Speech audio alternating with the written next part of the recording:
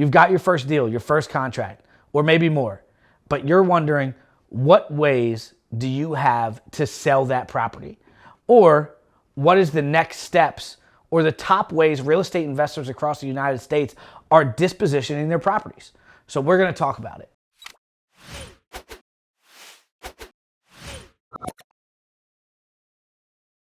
The first and most used way of selling that property and largest exit strategy used is wholesaling.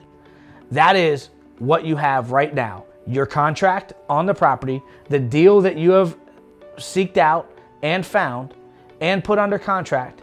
You now have the capability to sell that contract or assign that contract as a wholesale to another investor or a third-party buyer. That is your responsibility to find the deal. You are not spending money in the deal. You are not renovating the property. You are literally selling the contract to another investor or a third-party buyer for a profit. So if you buy it for $20,000, you can sell it for $25,000 or $30,000 or $21,000. And you get the difference between what your contract stated to what you are selling it to that next investor for. That is your number one strategy in real estate investing on exit strategies. The number two strategy that a lot of real estate investors use across the country is a fix and flip. A fix and flip is the purchase of the property that you have under contract. You need to pay closing costs. Then you need to find contractors to renovate the home. You need to build a budget so that it fits inside that budget. And you have to do all of the work before you put this house on the market to be resold to a retail buyer. A retail buyer in this instance would be someone that is getting a loan or has cash that wants to live inside the property. And what you have bought the house for, closing costs, used to renovate the home, and then resold the home. So you have your initial costs of, say you bought it for $50,000. You spent $50,000 in it and it cost you $20,000 to buy and sell the property. You are now in that property for $120,000.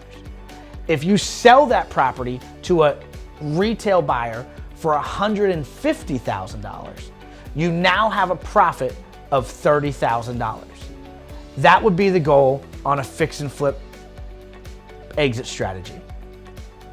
Number three, the third exit strategy that a lot of investors use is the buy and hold strategy.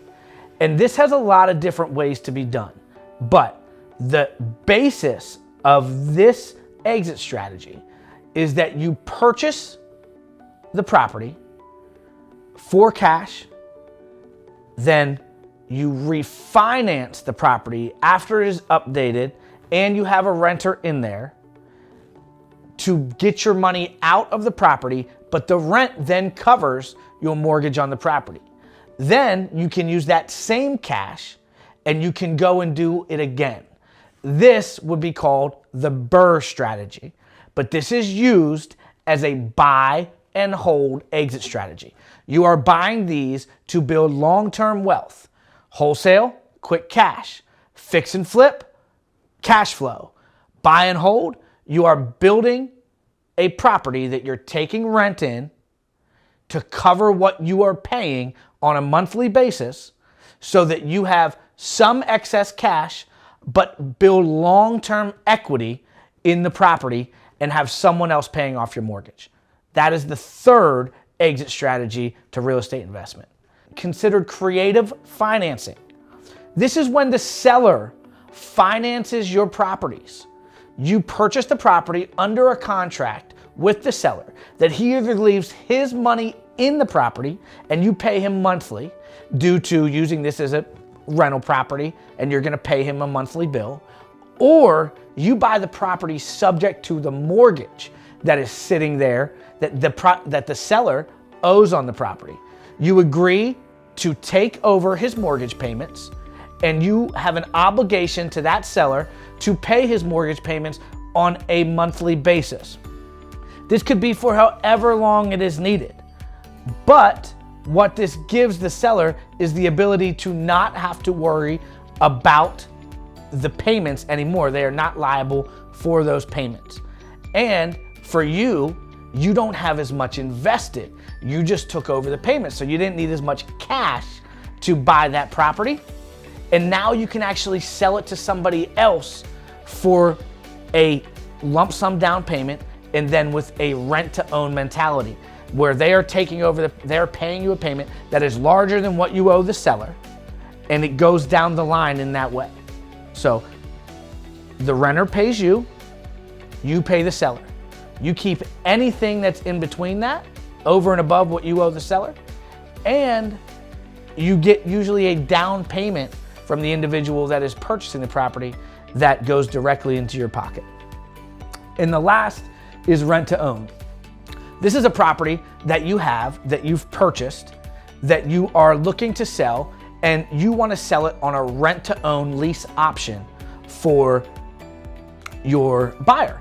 And that buyer would purchase that with a down payment. That locks in the price that you've agreed upon. And over however many years, he is purchasing this property. He's renting now so he can own it later. So he's paying rent payments, but they're really mortgage payments. You are financing the deal for that renter so that he can eventually own that property. And that is the fifth exit strategy for real estate investment. I hope this video has helped you.